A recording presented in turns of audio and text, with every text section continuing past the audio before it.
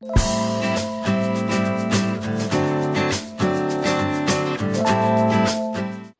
दोस्तों, मैं विजय सैनी आपका मामल बोनसाई में फिर से स्वागत करता हूं। दोस्तों, आपको याद होगा हमने कुछ मिर्च के सीड्स लगाए थे जो कि हमने मिर्च से ही निकाले थे और यहाँ पे ग्रो किए थे। देखिए वो उसकी जो सीडलिंग है वो अब तैयार हो गई है। अब हम इसको ग्राउंड में लगा देंगे। आपको यहाँ पे कुछ जो प्लांट्स है वो देखिए ड्राई हो गए दिख रहे होंगे। दोस्तों, उसका एक कारण है, ये मैंने छत पे रखा हुआ था तो क्या हुआ, छत पे जो बिल्ली है, कैट जो है, वो आई और उसने क्या है ऊपर से छलांग लगा दी, इसके ऊपर जंप कर दिया। यहाँ पे आपको उसका जो पैर का निशान दिख रहा होगा, ये देखिए, ये इस तरह से उसने यहाँ पे पंजा मारा तो उसकी वजह से ये जो प्लांट्स है 3-4 यहाँ के वो खराब हो गए। वेल कोई नहीं, हमारे पास काफी प्लांट्स अभी भी है। इसके अंदर हमारे पास 1 2 3 4 5 6 7 8 9 10 11 12 13 14 15 ये करीब 20-25 प्लांट हमारे पास है, यानी कि एक क्यारी में ये इजीली हमारे लग जाएंगे। ओके दोस्तों, तो चलते हैं, इसको हम गार्डन में लेके चलते हैं और वहां पे इसको एक क्यारी में ग्रो करते हैं। ओके दोस्तों, ये सीडलिंग है जो मिर्च की वो हम ले आए हैं और जो सामने मैंने क्यारी तैयार की है इसके अंदर हम इसके सीड्स लगाएंगे और इनको थोड़ी दूरी पे लगाना पड़ेगा बिकॉज जो मिर्च के प्लांट है वो थोड़े बड़े होंगे और साइडों में फैलेंगे, तो इनको नज़दीक नहीं लगाना है। आई थिंक इस क्यारी के अंदर शायद 2 या 3 जो प्लांट्स है वो ही लगाएंगे, जैसे एक वहाँ पे, एक बीच में और एक साइड में। तो इस तरह से मैं इस पूरी क्यारी के अंदर ही लगा देता हूँ। ओके, तो पहले हम जो सीडलिंग है वो निकालते हैं। तो सीडलिंग निकालने के लिए सबसे पहले हमें स्टार्टिंग एक साइड से स्टार्ट करना होगा। जैसे कि जो पहला प्लांट ये वाला है इसको हम निकालेंगे ताकि जगह बन जाएगी और बाद में हम सभी को ईजिली निकाल पाएंगे।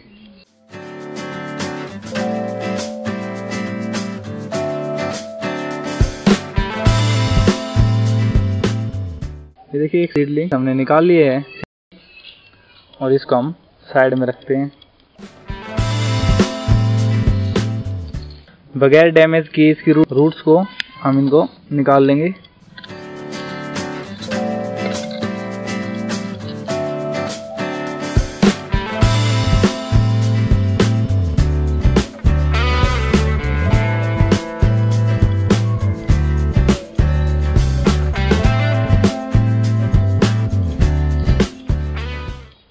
तो हमने सभी सीडलिंग इसके अंदर से निकाल लिए। अब इसको साइड में कर देते हैं और यहाँ पे लगाना स्टार्ट करते हैं। तो एक प्लांट मैं यहाँ लगाऊंगा। सिंपल इसको यहाँ से हम एक होल करेंगे इस तरह से और इसके अंदर जो सीडलिंग है वो लगाएंगे।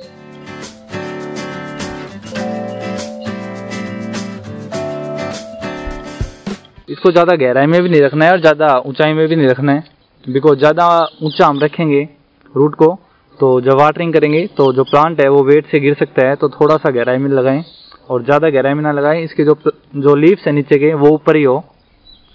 अब एक प्लांट यहाँ पे लगा देंगे।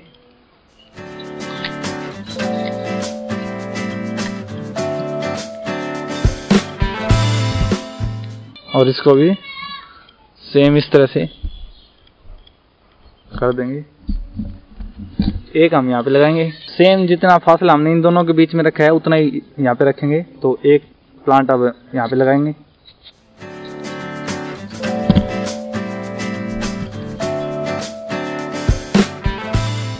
जब प्लांट लगाए तो उसके आसपास की मिट्टी को थोड़ा सा नरम कर लें। उससे ये होगा कि जो प्लांट है हमारा उसकी जो रूट्स है वो इजीली ग्रो करेगी और उसको फैलने में आसानी होगी। इनको अलग अलग लगाने से क्या है, जो प्लांट की जो ग्रोथ है वो तेज होगी।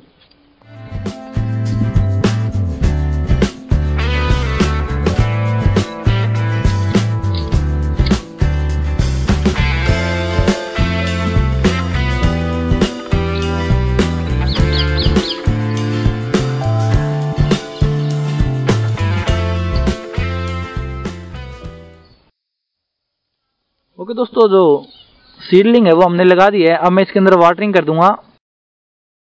मिट्टी की सीडलिंग लगाई थी सीड से, वो अब अच्छे से ग्रो हो रहे हैं प्लांट। और देखिए उनमें जो फ्लावरिंग है वो स्टार्ट हो गई है। सभी प्लांट जो है वो अच्छे से ग्रो कर रहे हैं। देखिए, ये देखिए इसके अंदर यहाँ पे अब फ्लावरिंग के बाद जो फ्रूट है वो बनना स्टार्ट हो गया है।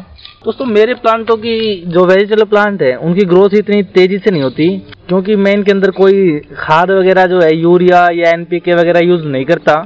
मैं इनको प्योर ऑर्गेनिक रखता हूँ। सिर्फ हम जब खेत में जुताई करते हैं उस टाइम हम गोबर खाद ऐड करते हैं, उसके बाद इसमें स्पेशल कोई केमिकल वाला फर्टिलाइजर हम यूज नहीं करते। इसलिए इनकी ग्रोथ जो है वो इतनी फास्ट नहीं होती। जितना टाइम फसल को लेना चाहिए इतना टाइम ही लेती है। अगर आपको तेजी से ग्रो करना है तो वो तेजी से ग्रो हो जाएगी, उसके अंदर आप जब फर्टिलाइजर वगैरह डालेंगे। लेकिन क्या है, जो हेल्थ के लिए वो इतना अच्छा नहीं होता। देखिए एक प्लांट के अंदर जो मिर्च है वो लग गई है, और ये मिर्च जो है वो अलग है। जो मैंने दूसरी देसी मिर्च भी लगा रखी है, लेकिन जो ये मिर्च है ये मोटी है, जो अचार वाली आती है, जिससे जिसका अचार डलता है। आपको याद होगा हमने जिस मिर्च से इसके सीड्स कलेक्ट किए थे वो कैसी थी, रेड कलर की मोटी थी। अगर आपने उसका वीडियो नहीं देखा है तो मैं वीडियो के लास्ट में इसका जो लिंक है वो डाल दूंगा। आप इसका जो फर्स्ट पार्ट है वो देख लेना कि हमने इसको कैसे मिर्च से सीड निकाला था और उस सीड से कैसे इस सीडलिंग को ग्रो किया था, तो आपको पूरा सेटअप पता लग जाएगा। देखिए इस प्लांट के अंदर जो मिर्ची है वो काफ़ी लग रही है। 2 मिर्च इस साइड है और 1 मिर्च इस साइड है, और ऊपर देखिए फ्लोरिंग भी अच्छे से हो रही है। और सेम इसी प्लांट पे देखिए काफ़ी अच्छे से फ्लोरिंग हो रही है। दोस्तों मैं इसलिए इनको फास्ट ग्रो नहीं करता, बिकॉज मुझे ये सेल के लिए नहीं चाहिए, मुझे ये खाने के लिए चाहिए, और मुझे खाने के लिए हेल्थी चाहिए। इसलिए मैं इनमें कोई फर्टिलाइज़र या जो यूरिया खाद है वो नहीं डालता। मोस्टली जो यहाँ पे खेत में जिनको सेल करनी होती है वेजिटेबल, वो क्या है, जो यूरिया खाद है वो ज़्यादा डालते हैं। यूरिया खाद में क्या नाइट्रोजन ज़्यादा होती है, जिसकी वजह से जो प्लांट्स की ग्रोथ है वो तेज़ हो जाती है। इसलिए उनको सेल करने होते हैं तो वो ज़्यादा ग्रोथ के लिए करते हैं, लेकिन मुझे ये सेल नहीं करने होते हैं। मैं सिर्फ घर के लिए यूज़ करता हूँ, ताकि जो वेजिटेबल है हमको हेल्थी और ऑर्गेनिक मिले। बिकॉज मार्केट में भी जो वेजिटेबल्स आते हैं उनके अंदर भी आपको काफ़ी केमिकल देखने को मिलेंगे, क्योंकि मैंने इस चीज़ का खुद देखा है। हमारे यहाँ पास में एक, मैंने आपको लास्ट वीडियो में बताया था, किसी ने एक सेटअप लगाया हुआ है। उस सेटअप के अंदर क्या उन्होंने क्या है, जो लंबी कैरियर टाइप में उन्होंने बनाया है, और उसके अंदर क्या है वो काफ़ी केमिकल डालते हैं। तो उनकी ग्रोथ तो अच्छी है लेकिन वो खाने के लायक नहीं है। और वो सभी जो वेजिटेबल है वो मार्केट में जाते हैं बिकने के लिए, वही सब्जियाँ क्या है हम ले आते हैं बाई करके। तो इसलिए मैंने सोचा क्यों ना हम घर पे ही अपनी कुछ सब्जियाँ लगाएं जो कि ऑर्गेनिक हो। भले ही हमें थोड़े लेट तैयार हो, भले ही हमको थोड़ा दिन वेट करना पड़े उसके लिए, लेकिन कम से कम वो ऑर्गेनिक होगी, हमारी सेहत के लिए अच्छी होगी। तो दोस्तों इसलिए मैं कोई जल्दबाजी नहीं करता और ना इसके अंदर कोई फर्टिलाइज़र यूज़ करता। थोड़ा लेट मिल जाएगी, हमें कोई जल्दी नहीं है। तो अब देखिए इन पे अच्छे से फ्रूटिंग जो है वो स्टार्ट हो गई है। कुछ जो आपको यहाँ पे जो प्लांट्स दिख रहे हैं बीच में, ये छोटे हैं। तो ये प्लांट्स क्या है, ये दूसरी वैरायटी है। ये मैंने बाद में कुछ सीडलिंग इसके बीच में लगा दी थी, 1-2 प्लांट, तो उसकी जो फ्रूटिंग है वो भी अलग होगी। भले ही इन प्लांटों में थोड़ा मुझे टाइम लगा है ज़्यादा, लेकिन मैं इस बात से खुश हूँ कि जो मेरी वेजिटेबल है, जो ये मेरी मिर्च है, ये पूरी ऑर्गेनिक है। इसके अंदर कोई केमिकल, कोई फर्टिलाइज़र यूज़ नहीं किया हुआ है। ये सेहत के लिए बिल्कुल। और दोस्तों मैंने जो देसी मिर्च है वो भी मैंने 3 से 4 छोटी क्यारियाँ लगा रखी है। उसका वीडियो भी मैं कभी अपलोड करूँगा, कभी आपको दिखाऊंगा। और दोस्तों मिर्ची के अंदर यहाँ पे जब कोई इंसेक्ट वगैरह लगता है तो भी हम उसके अंदर क्या है, जो दवा है वो कम यूज़ करते हैं। हम क्या करते हैं, जो राख है वो यूज़ कर देते हैं। प्लांटों को वाटरिंग ज़्यादा ना करें, ज़्यादा वाटरिंग करने से भी क्या है, इसके प्लांट्स जो है वो येलो हो जाते हैं। और पत्तियों में जो मोस्टली प्रॉब्लम जो आती है उसका एक कारण ये भी होता है कि अगर वाटरिंग हम प्लांटों की जो लीव्स है उस पर करेंगे तो उसके अंदर जो प्रॉब्लम है वो आ जाती है। तो इसलिए वाटरिंग जो है खुला दे, यानी कि सोइल के अंदर दे नीचे से। यही एक कारण है। बिकॉज पहले जब यहाँ पे जो खेती की जाती थी तो उनके अंदर क्या तब फंवारे नहीं होते थे, तब क्या है क्यारियाँ बना के उनको जो छोटी छोटी नालियों टाइप में जो बना के उस तरह से वाटरिंग है वो दी जाती थी प्लांटों को। तो उस टाइम पे क्या है, जो वेजिटेबल है वो अच्छे से ग्रो होती थी, काफ़ी अच्छी मात्रा में लगती थी। और ना तब कोई फर्टिलाइज़र यूज़ किया जाता था, वो गोबर की खाद ही ऐड करते थे उसके अंदर।